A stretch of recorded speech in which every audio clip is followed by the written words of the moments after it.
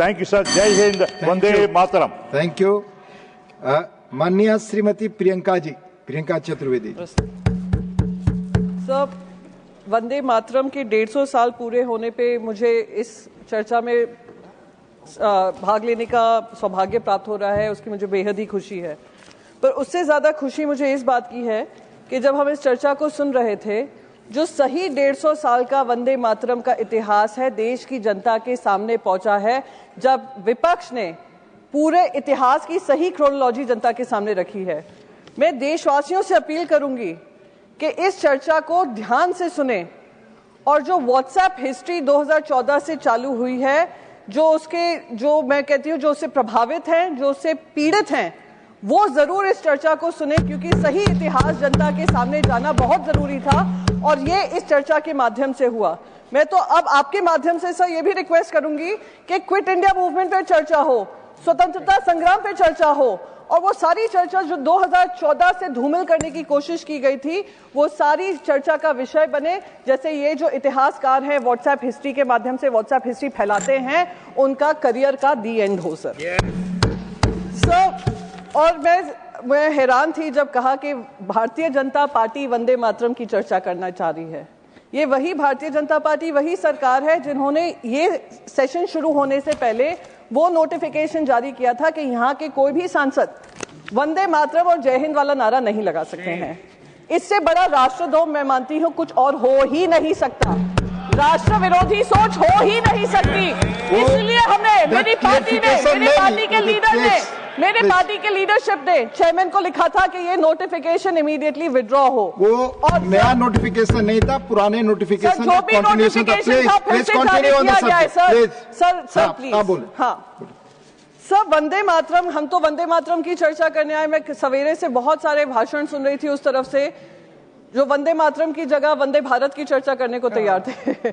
आप देख लीजिएगा, लोकसभा में भी यही हुआ है, राज्यसभा में भी। मैंने बहुत सारे लोगों को, उनका प्रेम उसी से स्पष्ट हो गया, कितना वंदे मातरम और कितना वंदे भारत में उनको अंतर पता है। सर, तीसरी बात, प्लीज तीसरी चीज, आप बैठ जाए। गृह मंत्री ने ये कहा कि ये सेलिब्रेशन है, बिल्कुल सेलिब्रेशन है, पर ये भारतीय जनता पार्टी का सेलिब्रेशन नहीं था, क्योंकि उन्हीं के भाषण में उन्होंने ध्रुवीकरण की बात रखी, अपना पॉलिटिकल एजेंडा चलाने की बात रखी, और वही पंडित जवाहरलाल नेहरू जी को लेकर उन्होंने क्या क्या बातें नहीं रखी। कहा विभाजन तब से शुरू हुआ जब से ये 1937 में तीसरा और चौथा स्टैंजा हटाया गया।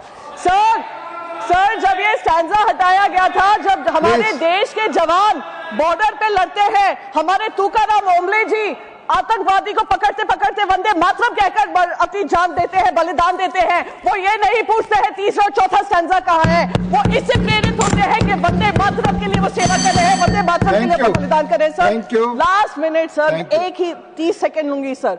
बस मैं यही कहूंगी आपके माध्यम से कि ये जो ध्रुवीकरण वाली राजनीति और पंडित जवाहरलाल नेहरू जी को लेकर उनका धूमिल करने की जो राजनीति हो रही है, उसको समाप्त होना चाहिए। और मेरी जो नेमसेक है लोकसभा में, उन्होंने भी ये मांग रखी है कि नेहरू जी पे चर्चा होनी चाहिए और उसके बाद वंस एंड फॉर ऑल चर्चा समाप्त होना चाहिए।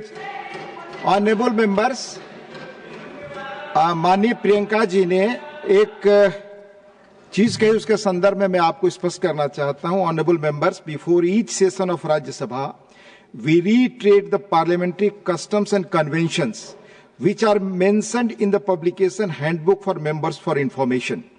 The para regarding the same was issued in the parliamentary bulletin part 2 on earlier occasions also.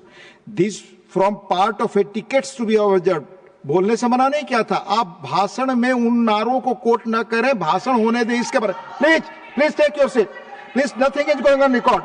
These form part of etiquettes to be observed in the House and impress upon the members to desist from interrupting the speech of another member by shouting slogans.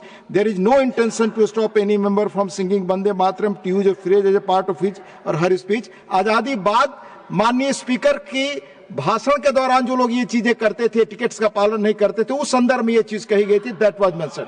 Please, माननीय श्री दिनेश शर्मा।